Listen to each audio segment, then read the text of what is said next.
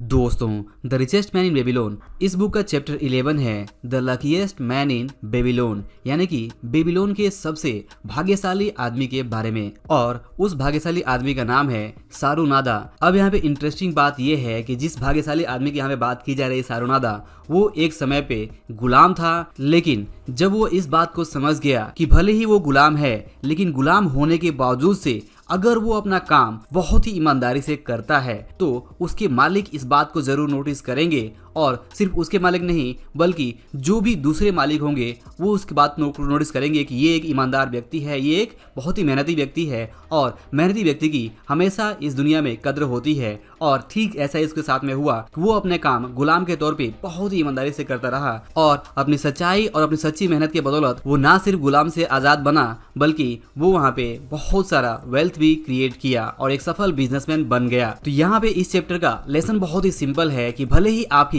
Financial situation, आपकी आर्थिक स्थिति जो भी हो, उससे फर्क नहीं पड़ता। अगर आप पूरी ईमानदारी के साथ अपने काम में जुटे रहते हैं और अपने काम को एक नए लेवल पर लेके जाते हैं, लगातार अपने काम में इंप्रूवमेंट करते हैं, सीखते हैं और पूरी शिद्दत के साथ काम करते हैं, तो आप जरूर अपने जीवन में वो सब कुछ हासिल कर सकते हैं जो आप चाहते हैं। तो यहाँ पर की लेसन है कि पूरी मेहनत के साथ में, पूरी सच्चाई के साथ में अपना काम करना। जो कुछ भी काम आपको दिया जा रहा है, जो कुछ भी काम आपके सामने है, चाहे वो जॉब में हो, चाहे वो बिजनेस में हो, जो कुछ भी काम, जो भी कुछ भी वर्क आपके सामने है, उस वर्क को आपको पूरी ईमानदारी, पूरी सच्चाई के साथ में अपना 100% देते हुए उस काम को कंप्लीट करना है। अगर आप ऐसा करते हैं तो आप देखेंगे कि आपके जीवन में जो बदलाव है वो आने लगेगा, आपकी इनकम बढ़ने लगेगी, और अगर आप ठीक ढंग से उसे यूज करते हैं तो आप जल्द ही दौलतमंद भी बन सकते हैं। और रिचेस्ट मैन इन बेबीलोन का ये जो चैप्टर है, ये हमें यही सीख देता है कि जिस तरह से सारूनादा एक गुलाम होने के बावजूद से अपनी मेहनत की दौलत से आजाद बनकर एक अमीर व्यक्ति बनता है, सफल बिजनेसमैन बनता है,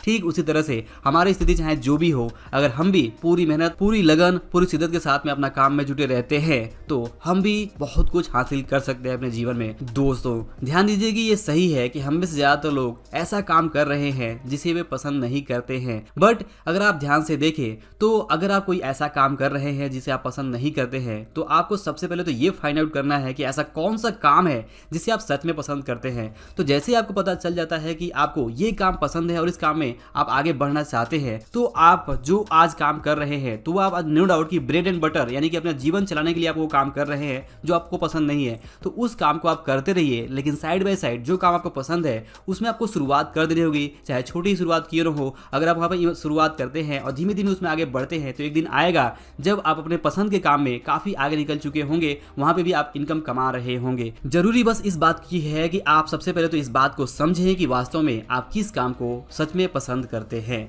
और वो काम आप फाइंड आउट करें, अपना पैशन ढूंढें और फिर आप उस काम में जुट जाए पूरी ईमानदारी के साथ में, पूरी सच्चाई के साथ में, और आप देखेंगे कि आप जल्द ही अपनी जो भी सिचुएशन है उसे बदल सकते हैं अपने काम में मेहनत के बदौलत। दोस्तों, जैसा कि कहावत है कि hard work has no alternative no substitute, यानी कि किसी भी फील्ड में सफलता अगर आपको चाहिए तो वहाँ पे जो कड़ी मेहनत है उसके अलावा कोई भी दूसरा उपाय नहीं है। आपको कड़ी मेहनत तो करनी ही होगी। हाँ, अपने काम को आप स्मार्टली कर सकते हैं, बट जो हार्ड वर्क है वो तो आपको करना ही होगा। हार्ड वर्क आप स्मार्ट तरीके से करके काफ़ी कुछ जीवन में हासिल कर सकते हैं। तो दोस्तों, आई होप कि ये जो लेसन है आपको ज़रूर पसंद आया होगा। अगर वीडियो पसंद आया हो, अच्छा लगा हो, काम का लगा हो, तो इसे लाइक और शेयर जरूर करें। अंत में इस वीडियो को देखने के लिए और हमारे साथ जुड़े रहने के लिए आपका दिल से बहुत बहुत धन्यवाद।